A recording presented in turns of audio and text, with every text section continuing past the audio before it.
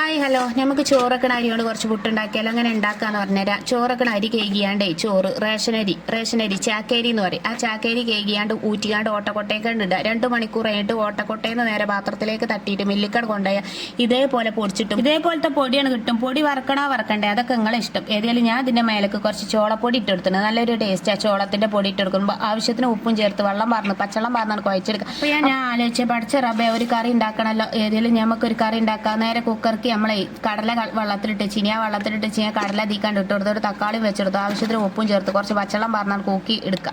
അത് നേരം കൂക്കുമ്പോൾ നമ്മൾ ചായൻ്റെ വെള്ളം തളിച്ച് ചായൻ്റെ വെള്ളത്തൊക്കെ നമുക്ക് കുറച്ച് പൊടിയാണ് വാരി വെതറി. ഇപ്പോൾ ഞാൻ വിചാരിച്ചു പുട്ടുക്ക് കുറച്ച് തേങ്ങ കൂടി ഇട്ട് എളുപ്പത്തിലാണ്ടാവുമല്ലോ. അങ്ങനെ കുറച്ച് തേങ്ങ കൂടി ഒരു മുറി തേങ്ങ ചിരണ്ടിയാണ്ട് തീക്കാണ്ട് ഇട്ടെടുത്തു. അങ്ങനെ അതും കൂടി കൂട്ടിയാണ് കുഴച്ച്. ഇഞ്ഞും വെള്ളം കുറവുണ്ടെങ്കിൽ ഇഞ്ഞും അങ്ങോട്ട് ഒഴിച്ചെടുത്താൽ ഏതെങ്കിലും പുട്ടിൻ്റെ പാത്രത്തിനൊക്കെ നല്ലോണം ആവി എന്നാണ്. ഇതേപോലെ ഉണ്ടാക്കുകയാണെങ്കിൽ ഒറ്റ ട്രിപ്പിൽ നമ്മളെല്ലാ പരിപാടിയും കഴിയും. അങ്ങനെ പുട്ട് പേതയിൽ കുഴച്ച് നാളെ തന്നെയല്ല ഉരുട്ടിയിട്ടും കുഴച്ചിട്ടും പൊടിച്ചിട്ടും തിന്നാനുള്ളതാണ്.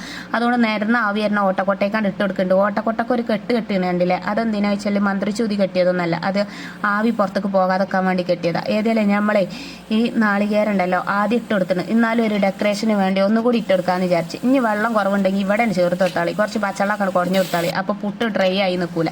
അങ്ങനെ പുട്ട് അങ്ങനെ വെന്തോട്ടെ. നേരം അങ്ങനെ കുക്കറത്തത് എന്തായിരിക്കണേ നമുക്ക് നോക്കാം. ഏതായാലും ഉള്ളി കട്ട് ചെയ്ത് മാറ്റി വെച്ചിട്ടുണ്ടായി. ഉള്ളി അങ്ങോട്ട് മൂപ്പിച്ചെടുക്കുക. ഉള്ളിക്ക് നമ്മൾ വെളുത്തുള്ളി ഇട്ട് കൊടുത്തിന്, ചതച്ചത്, പച്ചമുളക്, കറിവേപ്പില ഒക്കെ പാടെ ഒന്നിച്ചാണ്ട് ഇട്ട് കൊടുത്തൊക്കെ ഇളക്കിയിട്ട് തിരിച്ചും മറിച്ചും തിരിച്ചും ഇളക്കല്. ഇതിക്ക് വേണ്ടാവുന്ന മസാലപ്പൊടികൾ ഇട്ടെടുത്താൽ നമ്മുടെ പരിപാടിയും കഴിഞ്ഞു എന്നാണ് പറഞ്ഞു വേണം. മല്ലിപ്പൊടി ഇട്ടെടുക്കുക, മഞ്ഞൾപ്പൊടി ഇട്ടെടുക്കുക, പിന്നെ ചിക്കൻ മസാല ഉണ്ടെങ്കിൽ ഇട്ടെടുക്കുക, അല്ലെങ്കിൽ മുളക് പൊടി ചേർത്തെടുത്താൽ. എനിക്ക് മുളക് പൊടിൻ്റെ എരിവ് ഇഷ്ടമില്ലാത്തതുകൊണ്ട് കുട്ടികൾക്ക് ഇഷ്ടമില്ലാത്തതുകൊണ്ട് ഞാൻ ഇട്ടെടുക്കണില്ല.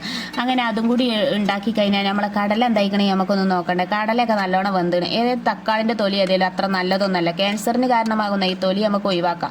അങ്ങനെ ആ തൊലി ഒഴിവാക്കാൻ വേണ്ടിയിട്ട് അങ്ങനെ ഞാൻ തക്കാളി ഇട്ടെടുത്തിന്. ഏതെങ്കിലും തക്കാളി നമുക്ക് തീക്കാണ്ട് കൊട്ടി കൊടുക്കുക. എന്നിട്ട് അങ്ങോട്ട് ഉടച്ചങ്ങോട്ട് യോജിപ്പിക്കുക. കടല കുറച്ച് അരച്ചുകൊണ്ടെന്ന് എന്തിനു വെച്ചാൽ കറി കുറുക്ക് പരുവത്തിലായിക്കോട്ടെ എന്ന് വിചാരിച്ചിട്ട് ആ കുറുക്ക് പരുവത്തിലുള്ള കറി തീക്കളി ചേർത്തെടുത്തിട്ടുണ്ട്. കുറച്ച് കടല അരക്കാത്തതുകൊണ്ട് എല്ലാം കൂടി കൂട്ടിയിട്ട് കുക്കർക്ക് തന്നെ നേരത്തെയാണ് ഒഴിച്ചെടുക്കുക. അപ്പോൾ നമ്മളെ കറി റെഡിയായി, നമ്മളെ പുട്ട് അവിടെ റെഡി ആയിക്കൊണ്ടിരിക്കുകയാണ്. പുട്ട് നല്ല ആവി വന്ന പുട്ടായതുകൊണ്ട് നല്ല ടേസ്റ്റാണ്. ചോളം ചേർത്ത പുട്ടായതുകൊണ്ട് നല്ല ടേസ്റ്റാണ്. എല്ലാവരും ഒന്ന് ഉണ്ടാക്കി നോക്കണേ. അപ്പോൾ അത്ര തന്നെയുള്ളൂ ഇന്നത്തെ വീഡിയോ. നേരം അങ്ങോട്ട് ആവി വന്നിക്കണേ. വേവാത്തൊരു പ്രശ്നം ഈ പുട്ടിനില്ല. ഏതായാലും പുട്ട് റെഡി ആയിക്കണേ. നമ്മൾ ചായ കുടിക്കുകയാണ്. അടുത്ത വീഡിയോയിൽ കാണാം.